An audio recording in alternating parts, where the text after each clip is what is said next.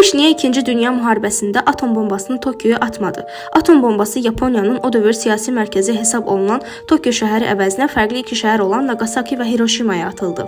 6 avqust 1945-ci ildə bir B-29 bombardman təyyarəsi Hiroşimaya Little Boy adlı atom bombasını buraxdı. 3 gün sonra 9 avqustda Nagasaki üzərinə Fatman adlı ikinci atom bombası buraxıldı. Bəs niyə ABŞ Tokyo əvəzinə bu iki şəhəri hədəf aldı?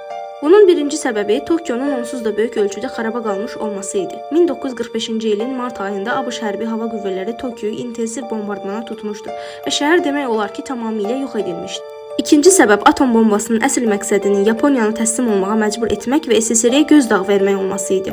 Tokyo əvəzinə Yaponiyanı ən sürətli şəkildə təslim olmağa məcbur edəcək hədəflər olan Hiroşima və Nagasaki Yaponiyanın mühüm hərbi sənaye mərkəzləri idi.